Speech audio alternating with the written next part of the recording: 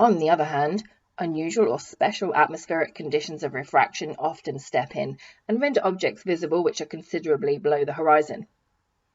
This is the old trick of mere partisans, who always hold stubbornly to their own views, whatever evidence is produced.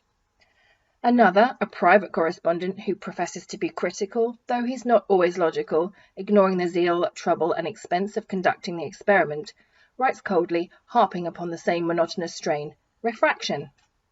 He confesses that as a globularist he was somewhat staggered by the conclusive evidence there obtained, until he was reminded by a letter in the Earth of some mathematical tables, giving tables of correction for refraction. Though, as the editor then very properly added in a footnote, proof should be first given that any correction was needed over a level surface, where the rays of light would travel through a medium of almost unvarying density. But though they have no proof that there was any correction needed, they seem to think that the possibility of such is enough without any evidence, and so they sit still and cry out, "Refraction!" It is amusing. But when the ship disappears at sea, that is not caused by refraction, but curvature. When the ship is shown through a good glass or a signal close to the water's edge 6 miles away, they then again shout, "Refraction!" Thus, like the man in Aesop's fables, they can blow both hot and cold. But we must leave dishonest critics to their delusions and try as best we can to help true inquirers.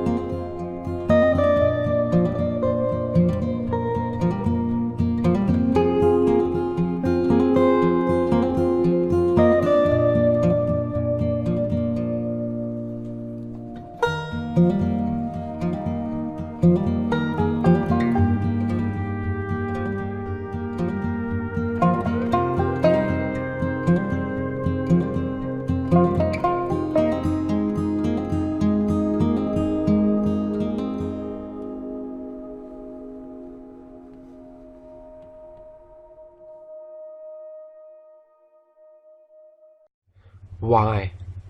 A liberty great I beg leave to take. In a question or two I would humbly make.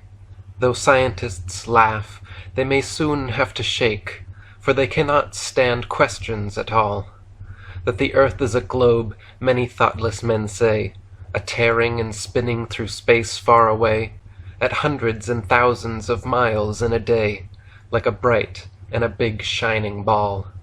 But why? Tell us why? We ask science makers most kindly to try to give us some proofs, not up in the sky, but practical proofs no one can deny. Of facts based on reason, professors seem shy. But why? Tell us why? Why? Why? Oh, pray, will you tell me how aeronauts see, at high elevations, as high as can be, a wide concave surface, which proves, sir, to me, that the earth is not like a ball? And tell us why scientists think it's assumption for anyone to have the audacity, bumption, with mere common sense or ordinary gumption, to question their science at all. Yes, why? Tell us why. And tell us, dear scientist, if you are right, how is it old sailors have got such clear sight, to pierce beyond your curvature quite, some hundreds of feet, less or more? Should you ask for a proof of what I have said, you will find that Cape Hatteras, so I have read, at a distance of 40 miles off, far ahead, can be seen oftentimes to the shore. Yes, why? Tell us why. Is the surface of still water flat, sir, or round?